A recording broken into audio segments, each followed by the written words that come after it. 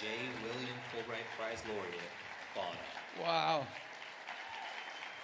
Gosh. That's incredible.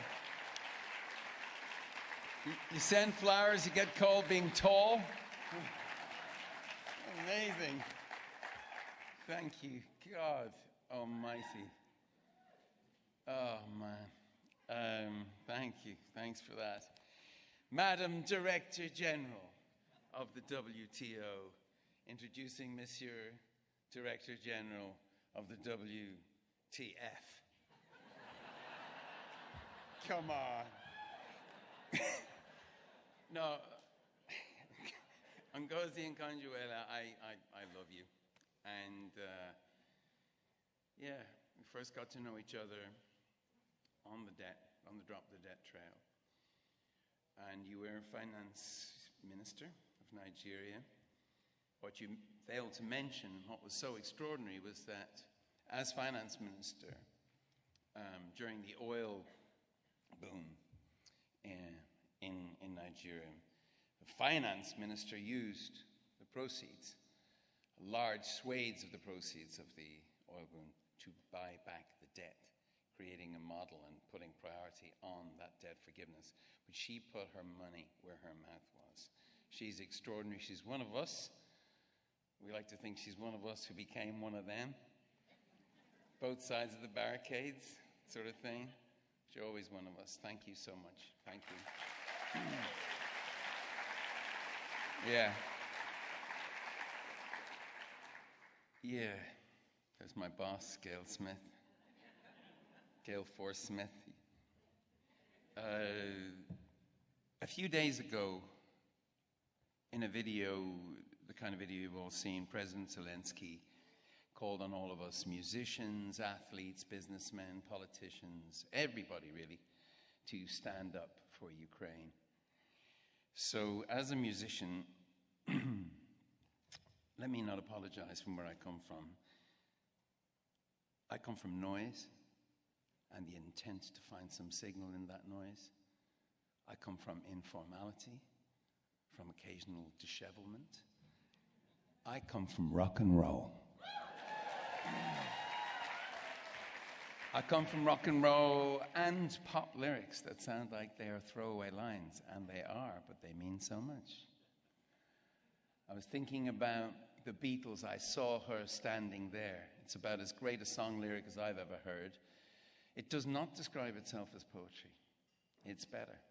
It's adolescent and it's transcendent. It's instant and it's eternal. It's fun, but not funny. Although funny's okay. I like Short People by Randy Newman. I like some limericks too. There was a rock singer called Bono. You know, you get it. Stereo, mono, oh no, you know, come on. I like agitprop as well as political satire. Marvin Gaye, What's Going On? Bob Dylan, The Times They Are Changing. But I saw her standing there. Still my favorite. I heard it when I was a kid. It just trapped my imagination. I wondered, who was it who inspired the song? Who was the her in the song? Back then, it might have been, you know, the girl next door. Earlier times, I might have thought of it as my mother. But now I realize who Paul McCartney was singing to. It was freedom. His and ours.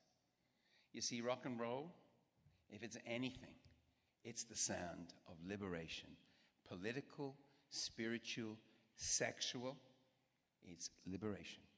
It's, yes, it's the howl, the crash, bang, wallop, you know, the cry of a soul setting itself on fire. I think rock and roll is the sound of liberation.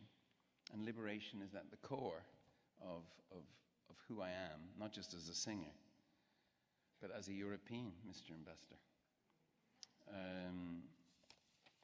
And it's also, I imagine, on this very salubrious evening, I'm also sure it's at the core of who you are as Americans. You might swap out the word freedom for the word liberation.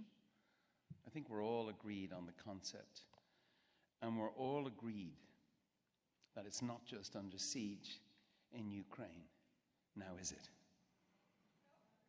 So in fact, when we hear President Zelensky speaking, or when you look at the humbling heroism on the people of Kiev or Lviv or Mariupol, there's a part of me that feels they're more European than me. Is there not a part of you that feels they are more American than you? Why? Because they are actually living, actually dying for the ideal that is freedom. They're fighting for our freedom too. Now, we haven't been asked to face that test yet. I should be thankful for that, not embarrassed by it, but somehow I'm both. Maybe you are too. There's a nagging thought that maybe we've fallen asleep in the comfort of our freedom, or at least we're waking up rough, you know, our eyes are bleary, we're a little confused. The question that jolted us awake, what will we do for freedom in Ukraine, gives way, the more we think about it, to another more uncomfortable question. How long might our own freedom last? It's the old joke, isn't it? How do you swallow an elephant? One bite at a time. Or maybe a better line isn't it Ernest Hemingway who said, how do you go bankrupt? Gradually, then suddenly. You see, for me, Ukraine is 1962, 1948, 1939, all rolled up together. The jeopardy of the Cuban Missile Crisis, the geopolitical significance of the Berlin airlift, the moral clarity of the outbreak of the Second World War. Most people my age grew up thinking the world was becoming more and more free. This is especially after the Berlin Wall came down. Revolutions waged in velvet. There were exceptions, but it was as if there was a kind of moral evolution at work. It was almost like you'd have to stand in the way of freedom to stop its onward march. Though there's no evidence over 5 or 6 millennia to back up this idea. I think my generation and I believe that. But by the time I turned 60, thank you very much. Well, by the time I turned 60, wait till I tell you. By the time I turned 60, it felt to a lot of my friends like freedom was no longer gathering pace, was it? In fact, it felt like it was reversing course, retreating down some dodgy cul-de-sac. After January 6th in this city, I sensed a mood of grief. Some spoke of the American dream dying on the steps of the Capitol that chilling day. But it wasn't the American dream that was dying. The American dream is alive. It was a death of a generation's innocence. And from my point of view, I was okay with that. A kind of innocence that saw progress as inevitable. Naivete is another word for this innocence. And I'm not sorry that we've lost it. In the one campaign, we say don't agonize, organize.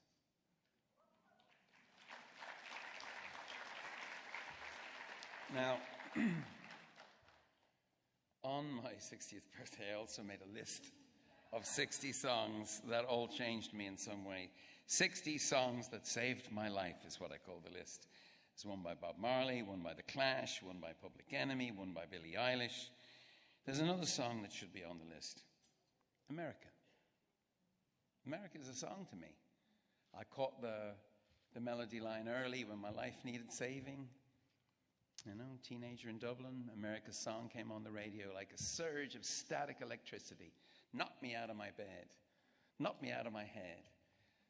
You know, the song sounded like Elvis, sounded like Bob Dylan, sounded like Aretha Franklin, sounded like Johnny Cash, Joey Ramone, you know? Sounded like Jack Kennedy, Bobby Kennedy, sounded like King. Bob Dylan sounded like the Declaration of Independence with a harmonica and guitar, you know? I grew up in a Dublin, quiet suburbia. The street I grew up was really quite lovely, but it has to be said, Mr. Ambassador, Ireland in the 70s was a bit grim. Okay? All right. Country was on the verge of civil war, neighbour against neighbour, streets, household at war. You know all this. You've seen Belfast. I love the picture. But Ireland back there was an insular place. But it wasn't insulated because, well, we looked to you. We looked to America. We had a big crush on you all. And we saw a country with its own long-running arguments, its own injustices. We knew this promised land wasn't always keeping to that promise. We knew America wasn't living up to all its ideals. But the fact is, America had ideals. We knew that because you wrote them down. You cited them. You held yourself account on them. They shaped the struggle for civil rights movements, women's rights, and gay rights. They're still shaping you today. And I don't know how, but early on, I really think I felt or seemed to know that America wasn't just a country, that it was an idea, if not yet a fact. Even when it got messy, even when it got wild. America isn't classical music. America's punk rock. America's hip-hop. I had a sense, I had a sense of America wrestling with itself. You were caught in the act of becoming yourself, becoming your better self. William Fulbright, how are you? He's William to me. Bill Fulbright talked about the magnetism of freedom, though he was selective about it. Even if he missed the full expression of it, in Ireland, we felt its pull, and I have ever since. I love this song called America. I love it. I love it. Can you still hold that tune? I ask you as both fanboy and critic. Yes, you can. Of course you can. And might you let a rock star, an Irish rock star of medium height, remind you how good it is. It's a great fucking tune. This tune called America. You put a man on the moon, now you're going to put a woman on the moon and the first person of color. Come on. Love this tune. Yeah, something has shifted. Yes. Freedom is under attack from the outside, but also from the inside. You know who you are. If we're honest, it's easier to identify when the threat is rolling in on tanks and blowing up hospitals. In Ukraine, freedom isn't a line in a song. Freedom's on the line. It's life or death. Shopkeepers making Molotov cocktails, ballet dancers wearing combat gear. Freedom in Ukraine means people who don't want to take up arms, taking up arms. Strangely, freedom in Ireland has meant people laying them down.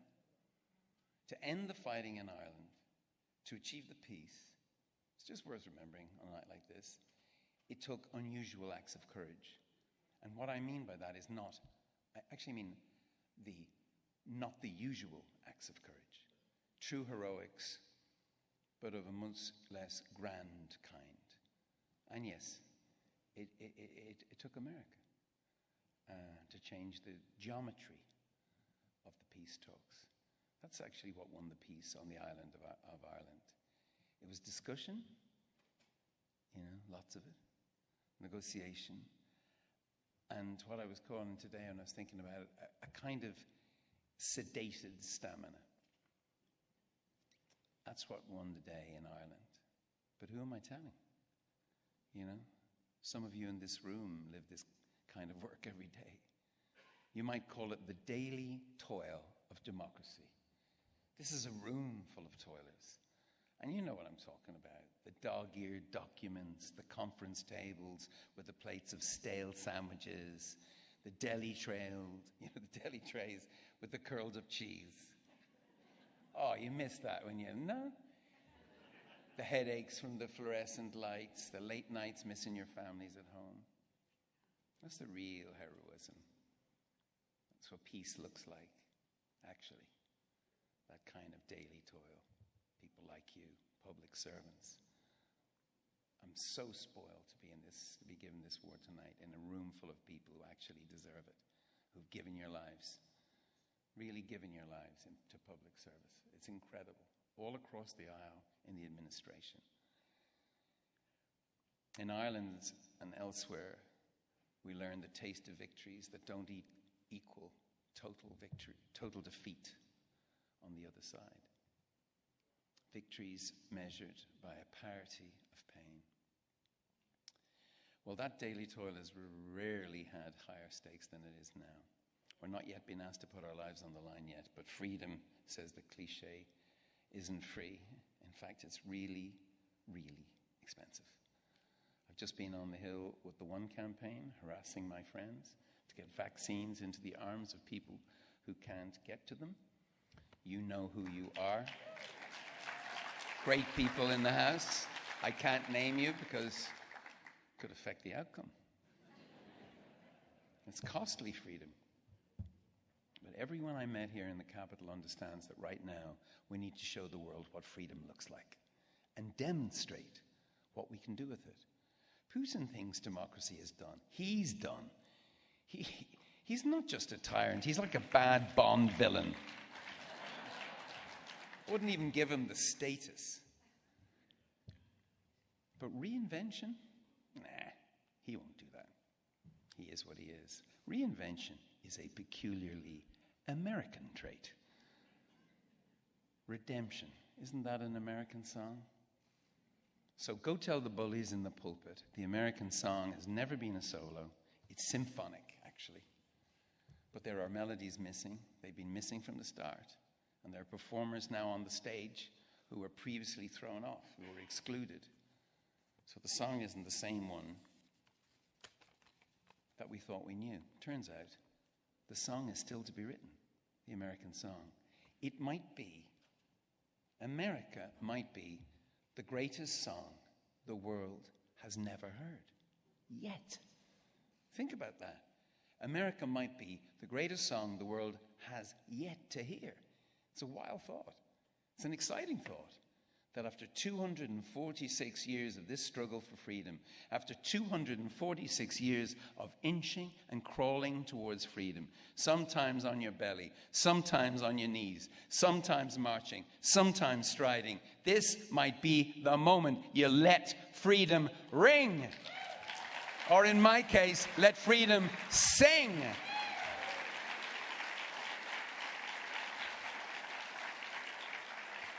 Oh, God, wait for this. After the president, I'm the second most likely person in this town to quote Seamus Heaney. So I didn't want to let the opportunity pass. In a poem called Casualty, Heaney writes about a friend of his father's. Actually, his father-in-law's pub in Arbo, and a friend who got killed after Bloody Sunday. And he has this phrase where he says, as a kind of consolation, he says, I tasted freedom with him. And this kind of stuck with me. Because here in this city, and thank you for letting me in your city, I never leave. But here in Washington, I've tasted freedom with so many of you. I really have. Tony Fauci, figuring this stuff out. It's incredible. But I just want to point straight to this man over here, sitting with us tonight, the Lion of the Senate, Senator Leahy. A Lion of the City, 48 years of service, about to retire, but still roaring. Are you not? He's going to get his camera out now. If you live in this town and you haven't been photographed by Pat Leahy, you should feel left out. But this is an occasion worth recording. Pat is 83 years old, 2 nights. Marissa. Come on. Happy birthday, Senator. I won't ask you to roar for us or at me. I've enjoyed both. But I will say this about you. You do not see this country as a mouse. Just as you did as a boy in Vermont, just as I did as a boy in Dublin, all around the world, you felt that thing that Fulbright talked about, the magnetism of freedom, the pull. Did anyone see the news today, by the way? While tens of millions stand to fight for freedom in Ukraine, 4 million people, it's now 4 million people are fleeing for their lives, mostly women and children. It's a population the size of Ireland, fleeing for freedom, an exodus of biblical proportions. Americans understand exodus. It's what led many of you here, generations before you, or maybe your own, fleeing oppression, fleeing pogroms and persecution, fleeing famine. Exodus, movement of the people, exodus. Do any of you know Bob Marley's song, Exodus? Bob Marley's like the Beatles to so many struggling nations. Wherever you go, you'll find Bob Marley. But the thing about Exodus is it's not just a song of departure. It's a song of arrival. Not just a place, but a state of being, a state of grace, redemption. Redemption is an American song. It's also an economic term, I might add. As the Irish, as the Africans, as the Jews have all sung themselves the American song, as Ukrainians are singing it now, I will tonight sing a redemption song for you, a hymn to close the evening, a song of freedom, the last song on Bob Marley's last album.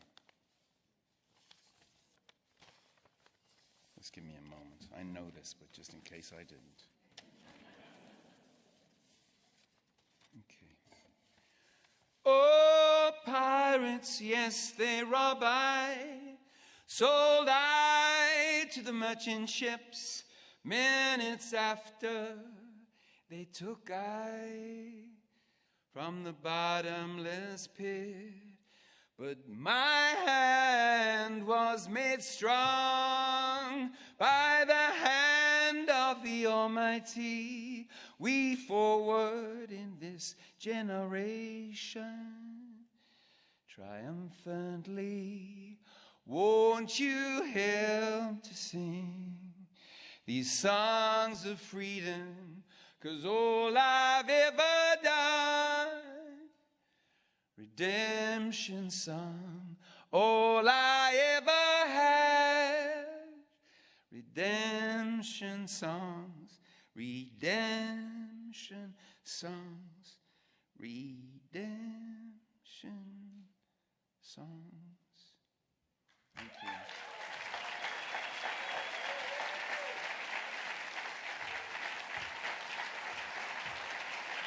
Thank you.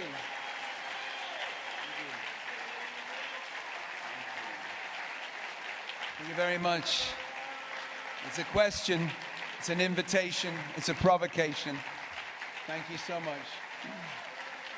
Do I leave now? Thank you. Oh my. Thank you. Thank you, Patty.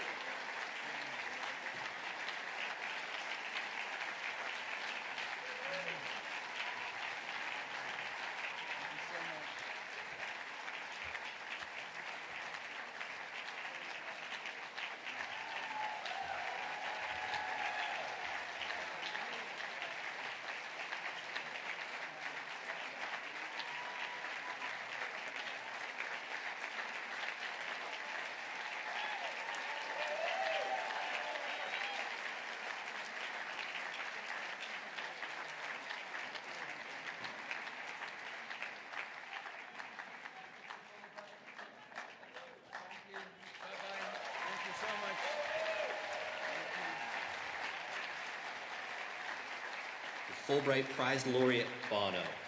Thank you for attending in Washington and online. With special thanks to Fulbright Association sponsors, donors, and members for their support.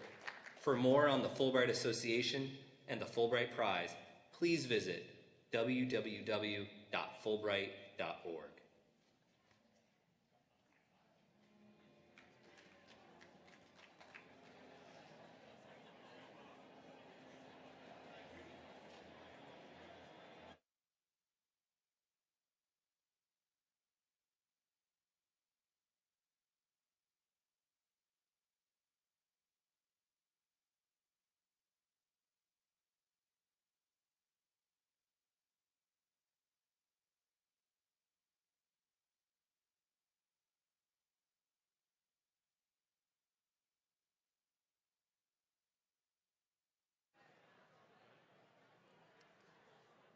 Thank you so much. Dinner will be served now. Thank you.